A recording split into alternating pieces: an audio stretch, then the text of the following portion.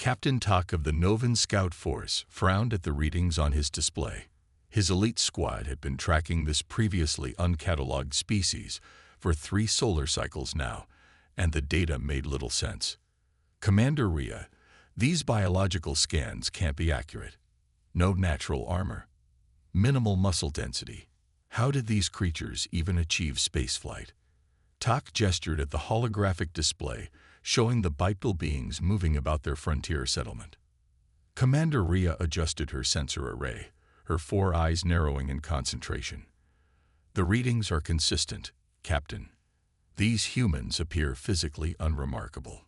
No natural weapons, moderate sensory capacity, and surprisingly fragile skeletal structures. Their reconnaissance vessel hovered silently in the upper atmosphere of the small colony world. The settlement below housed approximately 2,000 humans along with various alien species. They appeared to coexist with peacefully. Perhaps their technological capabilities compensate for their biological limitations, suggested Officer June, the youngest of their 8-member team. Tak dismissed the notion with a flick of his upper appendage. Their technology is at least 3 generations behind Novan standards. These creatures should be no threat to our expansion plans. The squad continued their surveillance, documenting the humans' strange behaviors. They formed strong social bonds, engaged in frequent physical contact, and displayed emotional responses that seemed excessive and inefficient. Prepare for closer observation, ordered Tak. We'll land under cover of darkness and... The command center erupted in flashing alerts. Raya's voice cut through the sudden commotion. Captain, multiple warships just emerged from hyperspace.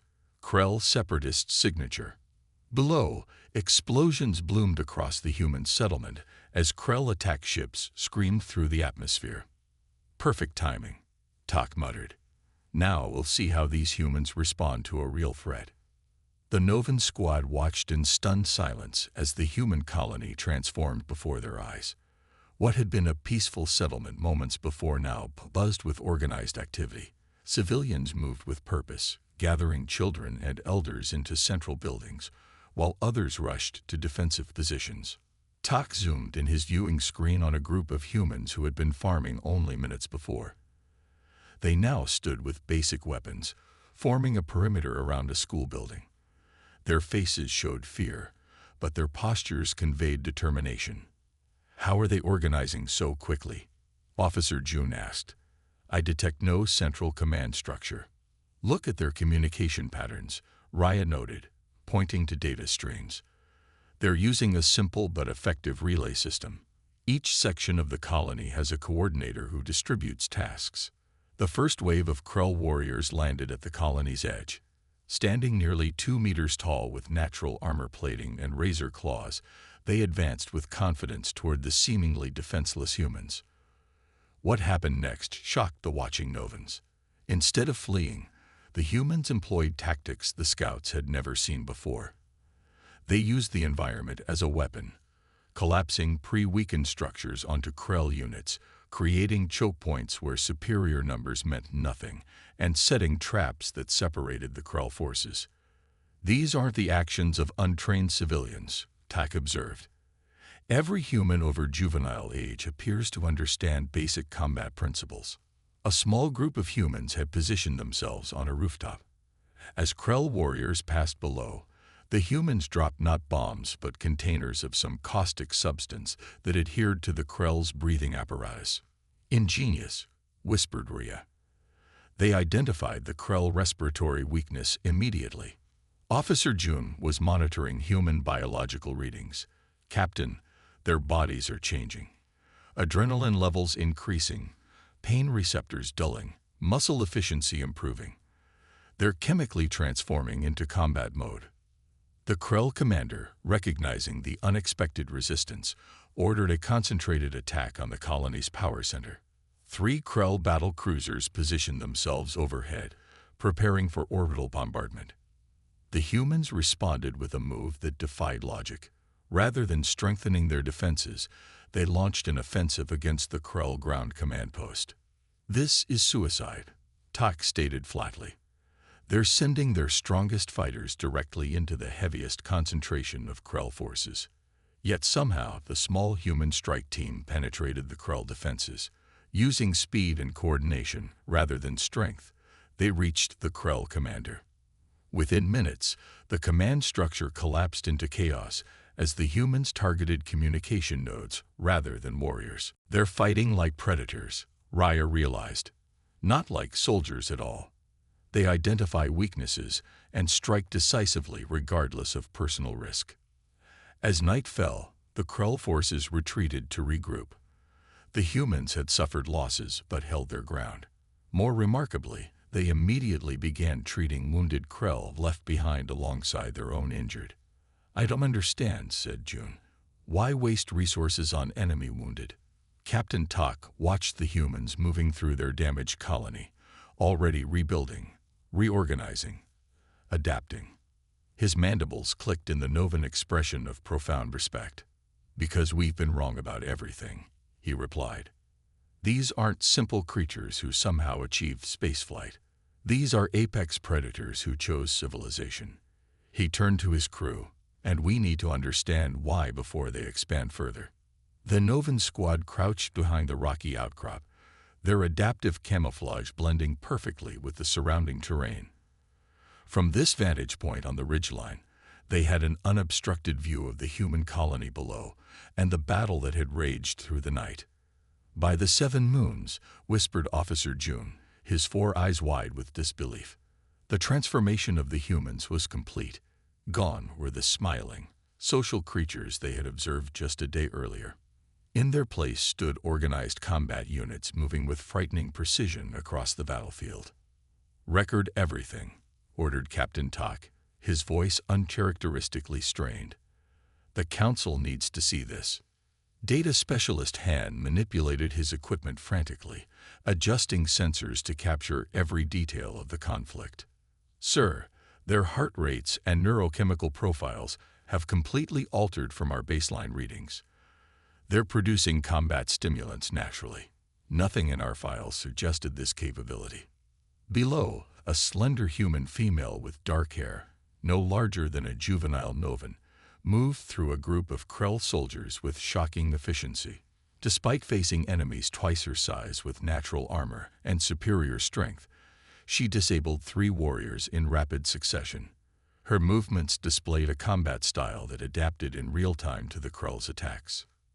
"She's using their weight against them," Raya noted with professional admiration. "Watch how she changes techniques for each opponent. They're using psychological warfare."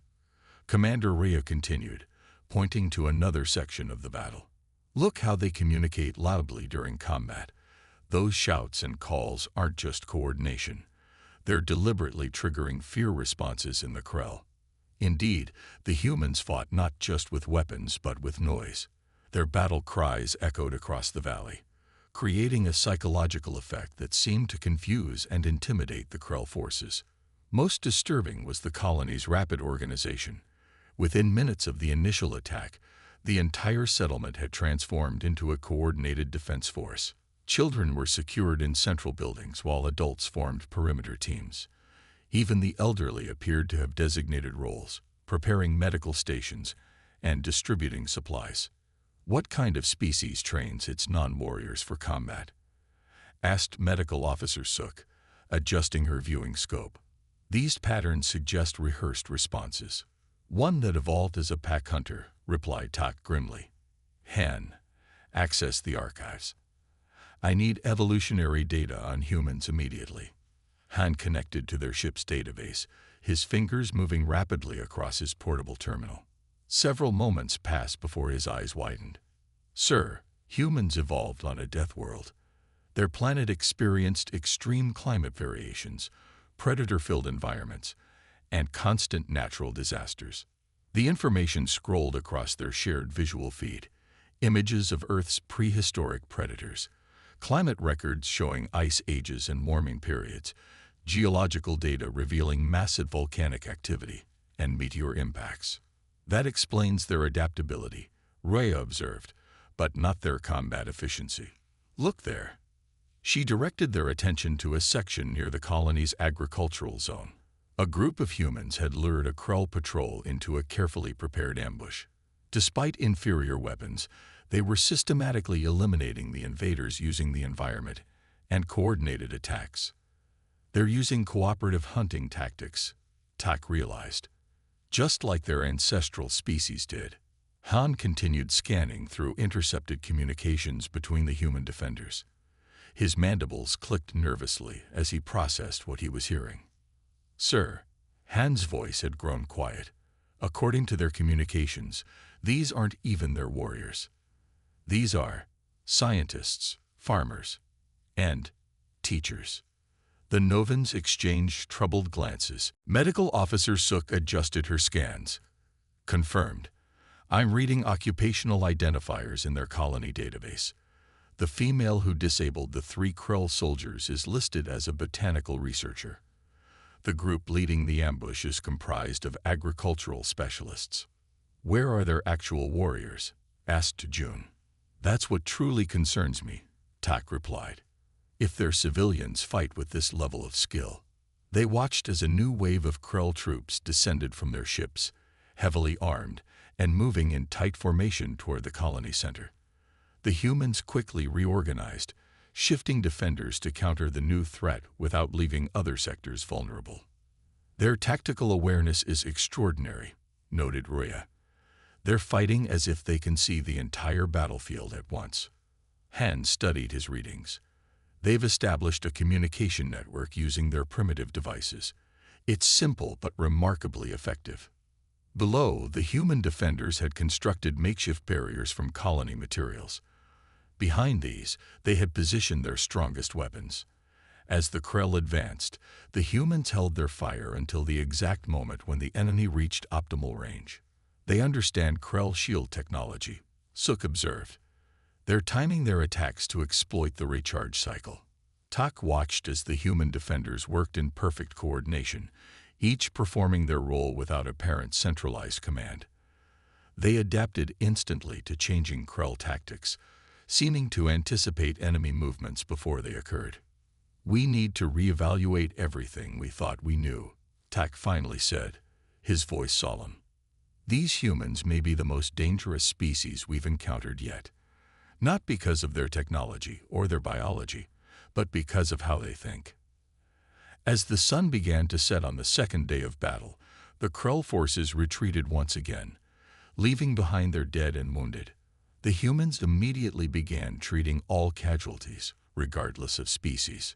"Tactical excellence combined with ethical behavior," murmured Rhea. "A rare combination indeed." Medical Officer Suk stared at the biomonitor in disbelief. The captured human male should be unconscious from the sedative, yet his vital signs indicated growing awareness. His heart rate was increasing and brain activity was spiking in patterns that suggested he was regaining consciousness. "Impossible," she muttered, adjusting the equipment to ensure it wasn't malfunctioning. "I administered enough tranquilizer to subdue a Krell berserker."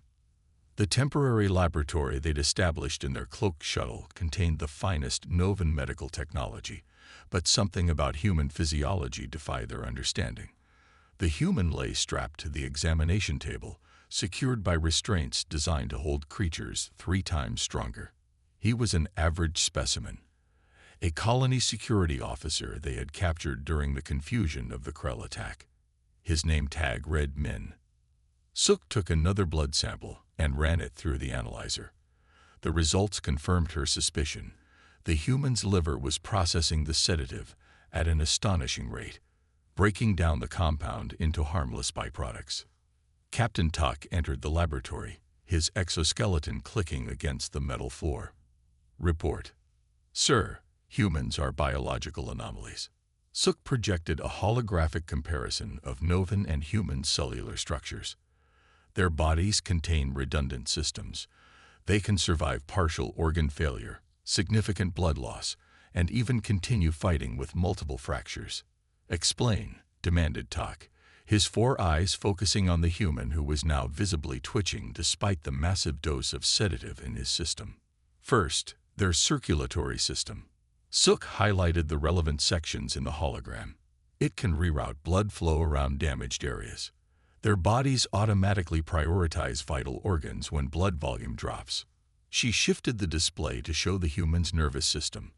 They possess a remarkable pain suppression system. When threatened, humans can temporarily ignore injuries that would incapacitate most species. Furthermore, they heal at accelerated rates and can repurpose certain tissues. Tak studied the human with new respect. Could we replicate these abilities? That's what's truly fascinating. Suk continued, bringing up brain scan images. Their adaptability isn't just physiological. It's woven into their psychology. Under threat, humans enter what they call flow states where their combat effectiveness dramatically increases. Their brains release a precise cocktail of chemicals that enhance reflexes, focus, and strength. Thousands of years of continuous warfare, Commander Raya finally said, her voice barely above a whisper, against themselves. The images showed humans fighting humans across different landscapes and time periods. Ancient warriors with spears and shields, armies with primitive projectile weapons, modern soldiers with advanced firearms. The tactics changed, the weapons evolved, but the fighting never stopped. They had nuclear weapons for centuries but used them only twice. Officer Jun sounded incredulous as he reviewed the data on human weapons development. They developed planet-killing technology, then voluntarily restricted it. It makes no sense, agreed Rhea. What species develops weapons they refuse to use? It's their cultural transmission that's truly concerning, noted Han, directing their attention to a different set of files. Look at these entertainment files. They've weaponized their own myths and stories. Their young are conditioned through games that simulate combat scenarios.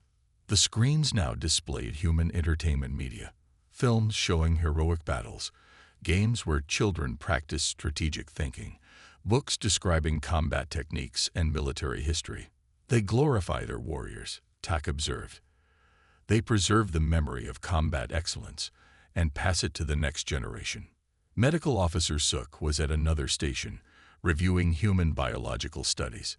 They've decoded their own genetics and psychology. They understand their weaknesses and systematically work to overcome them. She projected her findings to the main screen. Look at their medical research. They've mapped their own genome, studied their psychological vulnerabilities, and developed countermeasures for their physical limitations. A species that studies itself as thoroughly as it studies its enemies, murmured Rhea. Tak turned his attention to the tactical display, studying footage from the ongoing battle below. The humans had suffered significant casualties but continued fighting with undiminished effectiveness. Their defensive lines had adapted to each new Krell tactic. Sir, Han's voice had grown quiet.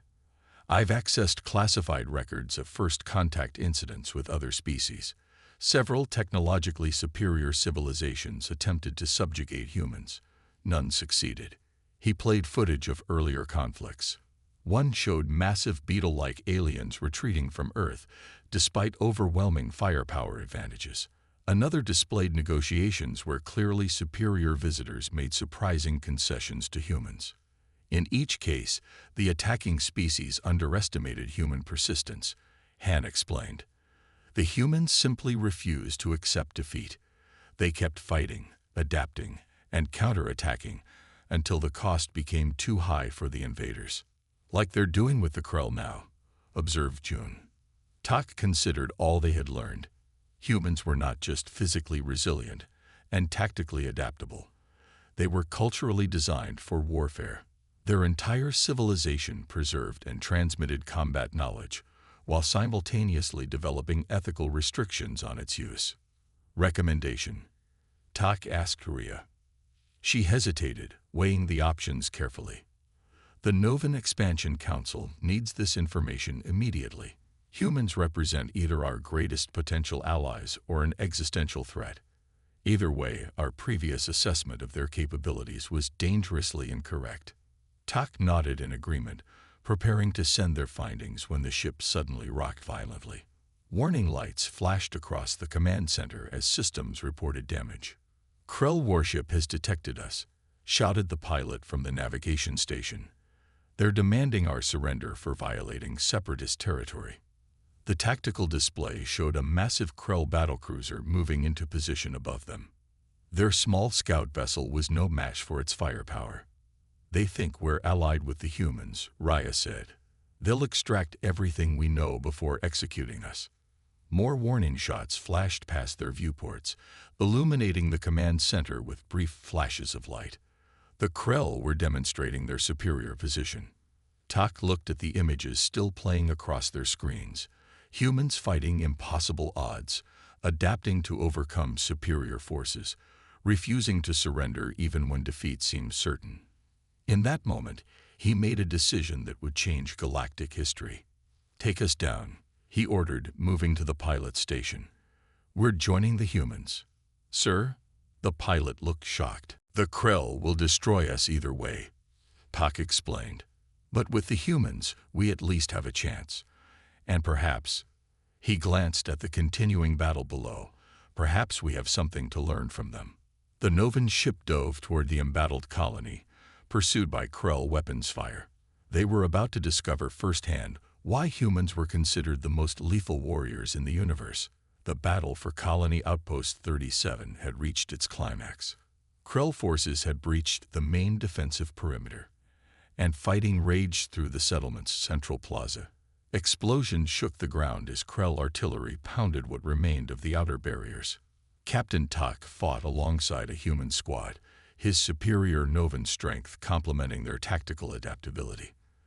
The temporary alliance had formed out of necessity after their shuttle was shot down, but it was proving remarkably effective.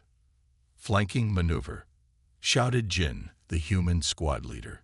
His species lacked the Novan's natural armor, yet he moved with a confidence that belied his vulnerability. Jin signaled to his team, and they immediately repositioned, understanding his intent without further explanation.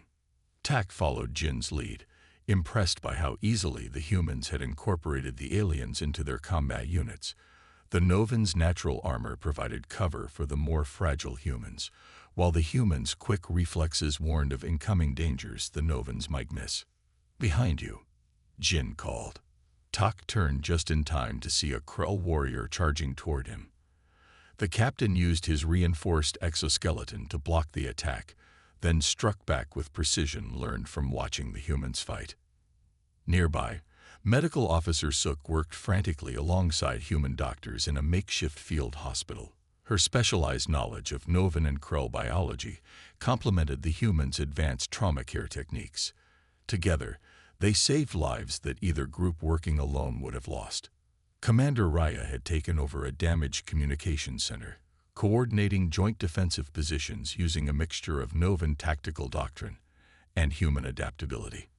Her 4 eyes allowed her to monitor multiple screens simultaneously as she directed forces across the battlefield. "North Quadrant needs reinforcement," she called to a human lieutenant, who immediately dispatched a mixed team of human and Novan fighters. Officer Jun helped defend the medical center, fighting alongside a human security team. During a brief lull in the fighting, he watched in confusion as human medics rushed forward to retrieve injured Krell soldiers from the battlefield. "I don't understand," Jun said as the wounded enemies were brought into the same facility treating human and Novan casualties. "Why are your medics treating captured Krell soldiers?" Jin wiped blood from his face, his own and alien. "Because they're injured. That's what we do." This paradox confused the Novans more than anything else they'd witnessed. These same humans who fought with terrifying efficiency would risk their lives to save enemies and strangers alike. The concept had no equivalent in Novan military doctrine. The final Krell assault came at dawn. Their commander, desperate to salvage victory, ordered his remaining forces into a suicidal charge against the colony's power core. If destroyed, the resulting explosion would kill everyone in the settlement. Krell dropships landed directly in the central plaza, disgorging heavily armed warriors. The defenders fell back, forming a ring around the civilian shelters and critical infrastructure. What happened next would be recorded in Tak's final report to the Novan Council. Human and Novan forces fought side by side, but it was the humans who repeatedly put themselves in the greatest danger. When a section of the defensive line broke, it was humans who rushed forward to close the gap. When civilians needed evacuation, humans formed the protective corridor. The humans formed a living barrier between the civilians and the enemy. Tak witnessed individuals with mortal wounds continue fighting to protect non-combatants. When a Krell explosive device threatened to destroy a shelter containing children of multiple species, 3 humans sacrificed themselves to contain the blast. In the final hour of battle, Jin led a desperate counterattack against the Krell command group. The human moved with impossible speed and determination, inspiring others to follow. Though badly wounded, he reached the Krell commander and forced the alien's surrender, ending the battle. 2 days later, as the dust settled over the colony, Captain Tak watched human children running again in the central plaza, playing, laughing, and helping distribute supplies to refugees. The same species capable of such violence now showed equal capacity for compassion. Tak observed a group of humans rebuilding homes destroyed in the fighting. Some of these were the same individuals he had seen in combat, now transformed back into peaceful settlers.